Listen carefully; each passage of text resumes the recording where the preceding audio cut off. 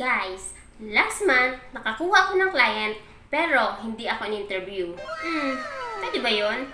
Siyempre pwede yun. Actually, this is not my first time to get the clients without being interviewed. So, siguro na-curious kayo kung paano ko ba ginagawa yun. So, kung gusto niyo malaman ang sagot sa tanong na yan, please watch this video until the end. Do not skip para wala kayong ma-miss na tips and tricks na i-share ko throughout the video. So, without further ado, let's get started!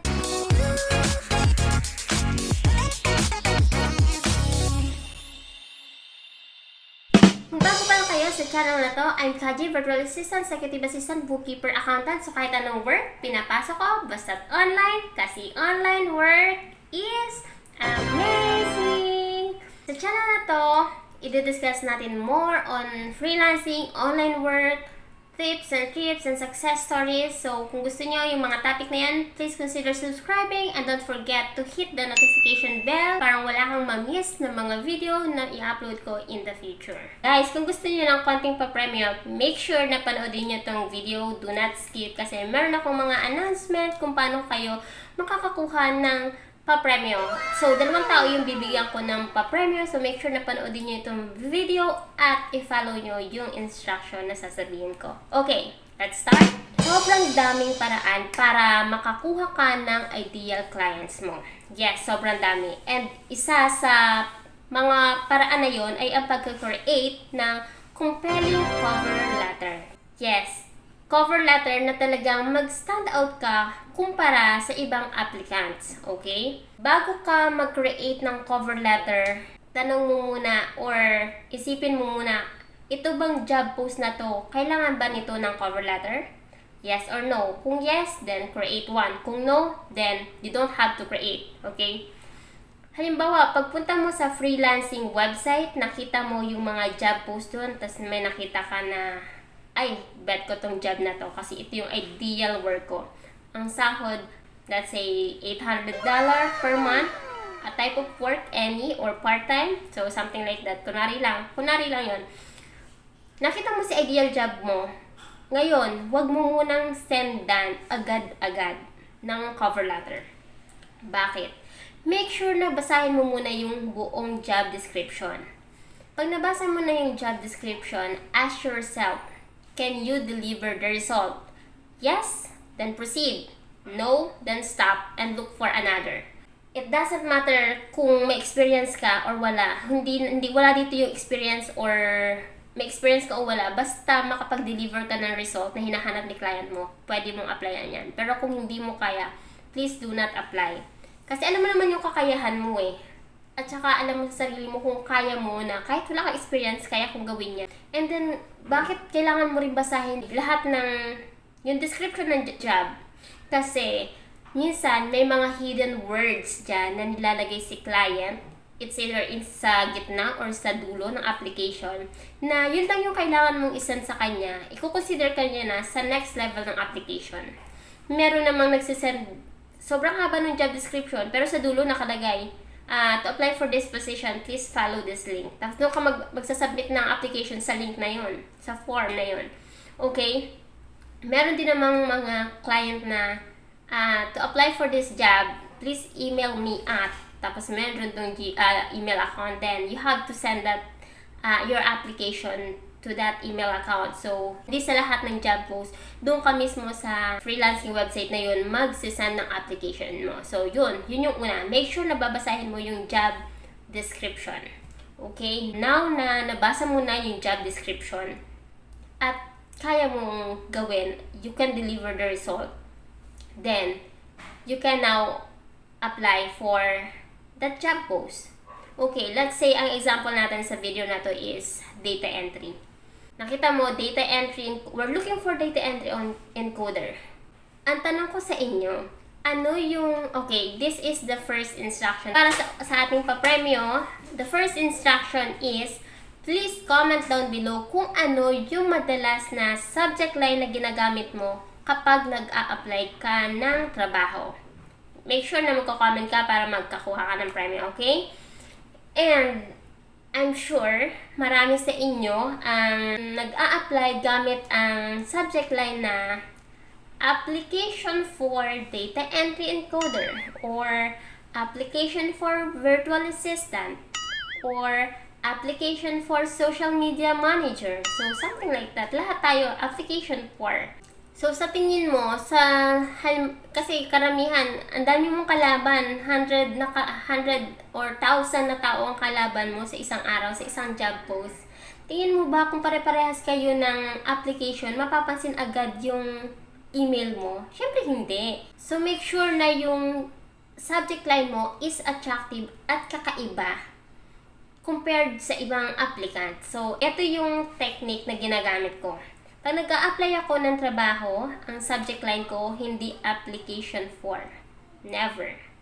Actually, ginamit ko yan during the first month, pero hindi talaga siya effective. So, make sure na pag nag-apply kayo, something new sa mata ng makakabasa. So, pwede rin ganito. For example, bookkeeper with 8 years of experience. Or, I can be your bookkeeper. Or, I am a rockstar bookkeeper. So, something na kakaiba, pero alam mo na makakatch yung attention. So, halimbawa, isipin mo sa 100 na tao na nag-apply, pare-parehas yung application, tapos yung sa'yo lang yung naiiba. Siyempre, ikaw yung una niyang i-click. Ay, iba tong ma-open ko nga. So, ngayon pa lang, dun pa lang, nakatch mo na yung attention ng prospect client mo. Okay, now that you have your attractive but very informative na subject line, make sure na kapag gumawa ka ng cover letter, actually kasi pag gumagawa tayo ng cover letter, ibang-iba dito sa corporate world, sa freelancing world, make sure na yung greetings nyo ay hindi masyadong formal. So dito sa freelancing world, hindi tayo gumagamit ng mga dear ma'am, dear sir, hi miss, tapos yung pangalan, o kaya to whom it may concern. Dito, huwag masyadong formal. Dito, casual lang. Sasabihin mo lang, hi, tapos yung pangalan niya. Kung alam mo yung pangalan niya, okay. Pero kung hindi mo alam, then you can say hi. Lalo sa onlinejob.ph, makikita nyo naman kung sino nag-post. So, make sure na mabanggit nyo yung pangalan niya para alam niya na at least alam mo na binasa mo talaga or naging curious ka talaga sa job na yon. Okay? So, don't use ma'am, sir. Kasi dito sa freelancing world, di uso yung mga ganon. Kung halimbawa, kahit yung boss, kahit yung owner ng company, yung CEO or director, ang tawag lang namin sa kanila, tinatawag lang namin sila na pangalan nila. Halimbawa, hi Stephanie, halimbawa siya yung owner. Hi Stephanie, good morning. So, ganun lang. Okay hi Sandra, good morning. So, hindi kami gumagamit ng hi sir, hi ma'am. Yes sir, yes ma'am. So, hindi ganon. Okay? Now, na meron ka ng casual greetings, dun sa body ng cover letter mo, mag-include ka ng something na kakaiba naman. Ako kasi nilalagyan ko ng medyo pa sweet minsan. Depende sa ina-applyan kong job. So, minsan gumugamit. Hi! Halimbawa, hi Stephanie! I hope you were smiling. So, ganon. I hope you are happy. So, mga ganon na mga intro ba. Tapos, ngayon, papasukan mo siya ng, I saw your job post and I feel really. Ano yung naramdaman mo nung nakita mo yung job post na yun? Anong naramdaman mo? Excited ka ba? Happy ka ba? So, sabihin mo sa kanya kung ano yung, kung bakit ka na-attract nun sa job post na yun. Now, introduce yourself, but hindi mo ipapakilala kung taga saan ka, anong pangalan mo, anong school ka graduate. Wala silang pakialam kung sino ka. Wala, halimbawa sabihin ko, hi, I'm Jeanette. Bakit ko ba kung si Jeanette ka, di ba? Hi, I'm a graduate of anong course. Bakit ko ba ako nung graduate? Kung ano ka. At least kailangan talaga nila nag-graduate sa ganun. Pwede mo sabihin. Pero kung wala naman siya in a state na kailangan ganitong course ka graduate, huwag mo na banggitin na I'm a graduate of BS Accountancy, ganyan-ganyan. O kaya, anong school ka graduate? Ganun ba? Huwag mo na isama yun. Huwag mo isama name mo, school mo, tsaka kung anong course ka graduate kung hindi naman kailangan. Lalo na yung pangalan mo kasi pakialam ko, sabihin sa'yo, pakialam ko ba kung si Jeanette ka, di ba? Wala silang pakialam sa pangalan natin. Ibig ko sabihin sa introduce yourself, introduce your offer statement. What do you do? How can you help them? So, I help yung target market, desired result by skills and strategy. So, yun yung gagamitin mo. I-insert mo yung offer letter mo para alam nila what you can deliver to them. Kung magiging asset ka ba ng company nila kung ikaw yung kunin niya, di ba? So, after noon, dyan mo ngayon i-bullet point yung mga skills and expertise mo. Kung mga newbie ka, lagay mo dyan kung saan ka magaling, kung anong kaya mong gamitin. Ilagay mo doon, i-bullet point mo yung mga expertise mo or mga skills na meron ka. And then, after mong ma-bullet point yung skills mo, ngayon, dun sa dulo, lagyan mo ngayon niya ng, mag-attach ka ng resume. Minsan, hindi na hinihingi, pero kung halimbawa, confident ka sa resume mo, i-add mo siya doon, mag-create ka ng link to your resume para tapos makita nila kung ano yung mga skills at mga qualification mo, kung meron man.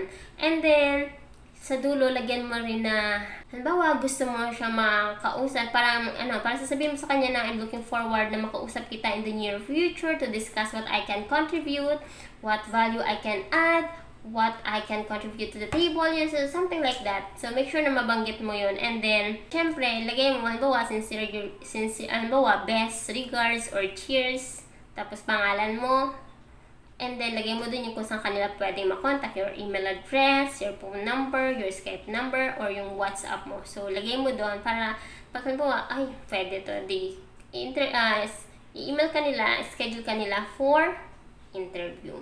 So, ganun siya. Make sure na meron kang attractive subject line. Number 2, casual lang yung greeting mo. Number 3, do not include your name, your school, and kung anong course ka graduate kung hindi naman kailangan. Okay, so ganun siya. So, kung newbie ka, pwede mong magamit yun. Pero kung halimbawa may experience ka na, tapos gusto mo talaga ma-attract, pwede mo naman gamitin na ganun din. Casual yung greeting mo, may subject line ka na attractive, na hindi katulad ng sa iba. Number 2, meron kang casual greetings. Tapos, number 3, mag-create ka din ng parang sweet line muna sa umpisa. And then, tell something about yourself na bakit ka kakaiba or bakit ikaw yung kailangan nila i-hire compare sa ibang applicant. Minsan nilalagyan ko na ROCKSTAR Bookkeeping doing bookkeeping services for e-commerce business, all over, churba-churba. So, something na ganun lang. Tapos, ganun din, nilalagay ko din yung mga skills ko and expertise ko in a bullet point. And then, nilalagyan ko ng link to my resume. And make sure na yung resume mo katugma ng ina-applyan mo. So, kung meron kang iba't ibang resume, make sure that you have the correct link. Kasi ako, sabi ko dun sa previous video ko, kung ano yung ina-applyan ko, iba-iba ko ng resume. Meron akong resume na pang bookkeeper, may pang accountant, meron pang virtual assistant, may pang executive assistant, meron din pang web researcher. So, depende sa na-applyan ko, iba-iba yung resume ko. Nung nakita ko na yung ideal job ko, yung ideal client ko, nag-send ako ng application and gamit yung cover letter na binanggit ko sa inyo kanina kung paano ko siya pinormat. Tapos, in-edit ko lang based dun sa job description niya. So, in-edit ko talaga yan. At huwag kayo mag-create ng template na, yung parang, make sure na in-edit nyo siya based dun sa job description ni client mo. So, in-edit ko siya, tapos, nilagyan ko ng attractive na subject line. Tapos, in just 5 minutes, naka-receive ako ng message sa Skype ko. Tapos na, someone wants to connect with you. Tapos nag-check ko. Tapos nagpakilala siya na siya daw yung nag-post dun sa online job. And then, after nun, nag-chat kami. Tapos, yun, tinanong niya lang kung magkano rate mo. Sabi ko, based on your job post, the salary is $300 per week. Is that right? Tinanong ko talaga siya.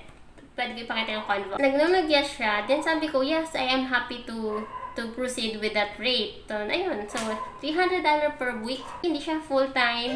Ginagawa ko lang siya every Friday or minsan Sunday. Kasi hindi naman siya ganun kadaming ginagawa. Minsan, it will just take you 2 hours, 3 hours, minsan 5 hours. Depende sa dami ng transactions niya. Pero hindi ako nag-work full-time. Pero I am earning a fixed $300 per week by just doing it part-time. So, yeah. So, hindi na ako ni-interview. And then, wala na talaga interview. Chat lang kami about sa rate. And then, nakita niya kasi kung paano ko kinonstruct yung cover letter ko. So, dun pa lang siguro nakita na niya na, itong tao na to can add value sa company ko. This person can deliver the results I'm looking for. So, yeah. Kahit hindi ako na-interview, nakuha ko siya. And then, nag-chat lang kami dun sa rate. And then, that's it. Nag-start na agad ako right away. Okay, so sa instruction para makakuha ka ng 200 pesos. Yes! 200 pesos lang. Yun lang muna kaya ko. Pag lumaki na yung channel natin, yes. Pag naka-reach tayo ng 500, then 500. Kapag 1,000, then 1,000 ang ipapamigay ko. Okay? Ngayon, kung gusto mo manalo ng 200 pesos, dalawa yung tao na pipiliin ko. Make sure na ginawa mo yung instruction ko na sinabi kanina. Number 2, make sure na makasubscribe ka. Number 3, share this video sa friends mo. And syempre, hindi lang basta mag-share, mag-add ka rin ng caption na yung galing sa puso mo. Ano yun, na-inspire ka ba? Natutuwa ka ba? Dahil sa may mga video akong ganito. So, make sure na merong caption yung pag-share mo. Okay? Once na may share mo na yan, now, please join my Facebook group community. Yes. I just created the Facebook group para every Saturday or Sunday, I think hapon or depende, i-schedule natin yan. I'm going to do a live Q&A session there, and then I'm going to answer any questions related sa freelancing world na a-answerin ko based sa experience ko and sasagutin ko based lang sa kakayahan ko. So if I cannot answer it right away, then I'll get back to you as soon as I can. Okay, so yeah, we're going to do a live Q&A dyan.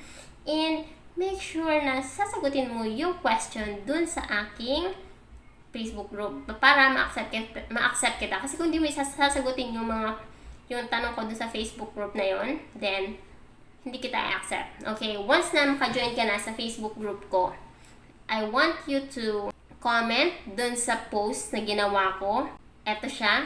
Ito yung post ko. Make sure na i-comment mo dyan, screenshot na nakasubscribe ka, and screenshot na shinare mo tong video na to with a caption na galing sa puso mo. And then, I'll check your comment, I'll check yung first instruction ko, and then, that's it. And then, pipili ako ng 2 tao na mananalo ng 200 pesos worth Gcash. Okay? Yeah, so I hope this video will guide you. And if you have any questions related sa cover letter, please do let me know. Comment down below and I'll try to answer them as soon as I can. So that's it. See you on my next video. Bye!